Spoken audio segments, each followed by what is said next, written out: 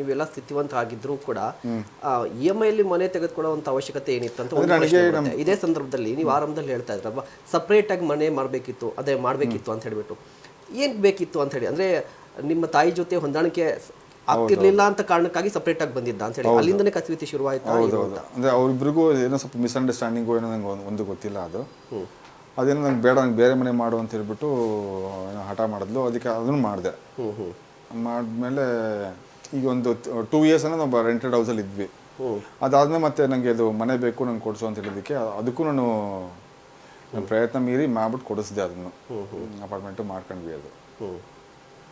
ಅದು ಸ್ವಲ್ಪ ನನಗೆ ಅದು ಜಾಸ್ತಿ ಇದಾಗ್ಬಿಡುತ್ತೆ. ನನಗೆ ಕಮಿಟ್ಮೆಂಟ್ ಅದು ಸ್ವಲ್ಪ ಅದು ಜಾಸ್ತಿ ಆಯ್ತು ನನಗೆ. ಈಗ ನನಗೆ ಅದು ನಮ್ಮ ಪ್ರಾಪರ್ಟಿ ಎಲ್ಲ ಮಾಡ್ಬಿಟ್ಟು ತಗೋಬೋದಿತ್ತು, ಸ್ವಂತ ಮಾಡಬೇಕು ಅಂತ ಹೇಳ್ಬಿಟ್ಟು ನನಗೆ ಒಂದಿತ್ತು ಅದು. ಹಂಗಾಗಿ ನಾನು ನಂದೇ ಈಗ ನನ್ನ ಹೆಸರಲ್ಲೇ ಲೋನ್ ಮಾಡಿಬಿಟ್ಟು ತಗೊಂಡಿದ್ದು ಪ್ರಾಪರ್ಟಿ. ನೋಡಿ, ಇನ್ನೊಂದು ಏನಾಗುತ್ತೆ ಅಂತ ಹೇಳಿದ್ರೆ, ಸ್ಥಿತಿವಂತರಾಗಿದ್ರೂ ಕೂಡ ಲೋನ್ ಮಾಡುವ ಅವಶ್ಯಕತೆ ಏನಿತ್ತು ಅಂತ ಹೇಳ್ಬಿಟ್ಟು, ಅಂದ್ರೆ ನಿಮ್ಗೊಂದು ಐಡಿಯಾ ಆಯ್ತು ಅಂದ್ರೆ ನಾನು ಏನಾದ್ರು ಮಾಡಿದ್ರು ನನ್ನ ಸ್ವಂತ ಮಾಡ್ಬೇಕಂತ ನಿಮ್ಗಿತ್ತು ಅಂತ ನೀವು ಹೇಳ್ತೀರಾ?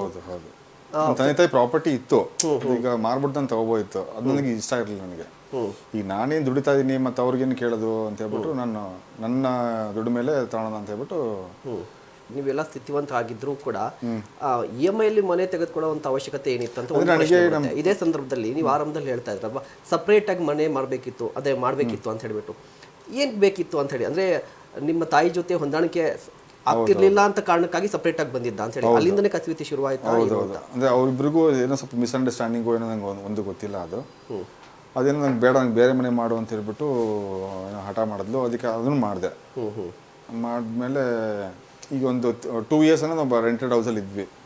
ಅದಾದ್ಮೇಲೆ ಮತ್ತೆ ನನಗೆ ಅದು ಮನೆ ಬೇಕು ನಂಗೆ ಕೊಡಿಸು ಅಂತ ಹೇಳಿದ್ದಕ್ಕೆ ಅದಕ್ಕೂ ನಾನು ಪ್ರಯತ್ನ ಮೀರಿ ಮಾಡ್ಬಿಟ್ಟು ಕೊಡಿಸಿದೆ. ಅದನ್ನು ಅಪಾರ್ಟ್ಮೆಂಟು ಮಾಡ್ಕೊಂಡ್ವಿ. ಅದು ಸ್ವಲ್ಪ ನನಗೆ ಅದು ಜಾಸ್ತಿ ಇದಾಗ್ಬಿಡುತ್ತದೆ. ನನಗೆ ಕಮಿಟ್ಮೆಂಟ್ ಅದು ಸ್ವಲ್ಪ ಅದು ಜಾಸ್ತಿ ಆಯ್ತು ನನಗೆ. ಈಗ ನನಗೆ ಅದು ನಮ್ಮ ಪ್ರಾಪರ್ಟಿ ಎಲ್ಲ ಮಾಡ್ಬಿಟ್ಟು ತಗೋಬೋದಿತ್ತು, ಸ್ವಂತ ಮಾಡಬೇಕು ಅಂತ ಹೇಳ್ಬಿಟ್ಟು ನನಗೆ ಒಂದಿತ್ತು ಅದು. ಹಂಗಾಗಿ ನಾನು ನಂದೇ ಈಗ ನನ್ನ ಹೆಸರಲ್ಲೇ ಲೋನ್ ಮಾಡಿಬಿಟ್ಟು ತಗೊಂಡಿದ್ದು ಪ್ರಾಪರ್ಟಿ. ನೋಡಿ, ಇನ್ನೊಂದು ಏನಾಗುತ್ತೆ ಅಂತ ಹೇಳಿದ್ರೆ, ಸ್ಥಿತಿವಂತರಾಗಿದ್ರೂ ಕೂಡ ಲೋನ್ ಮಾಡುವ ಅವಶ್ಯಕತೆ ಏನಿತ್ತು ಅಂತ ಹೇಳ್ಬಿಟ್ಟು, ಅಂದ್ರೆ ನಿಮ್ಗೊಂದು ಐಡಿಯಾ ಆಯ್ತು ಅಂದ್ರೆ ನಾನು ಏನಾದ್ರು ಮಾಡಿದ್ರು ನನ್ನ ಸ್ವಂತ ಮಾಡ್ಬೇಕಂತ ನಿಮ್ಗಿತ್ತು ಅಂತ ನೀವು ಹೇಳ್ತೀರಾ? ತಂದೆ ತಾಯಿ ಪ್ರಾಪರ್ಟಿ ಇತ್ತು, ಈಗ ಮಾರ್ಬಿಟ್ಟು ನಾನು ತಗೋಬೋದಿತ್ತು. ಅದು ನನಗೆ ಇಷ್ಟ ಇರಲಿಲ್ಲ. ನನಗೆ ಈಗ ನಾನೇನು ದುಡಿತಾ ಇದ್ದೀನಿ ಮತ್ತು ಅವ್ರಿಗೇನು ಕೇಳೋದು ಅಂತ ಹೇಳ್ಬಿಟ್ಟು ನಾನು ನನ್ನ ದುಡ್ಡು ಮೇಲೆ ತಗೊಳ್ಳೋಣ ಅಂತ ಹೇಳ್ಬಿಟ್ಟು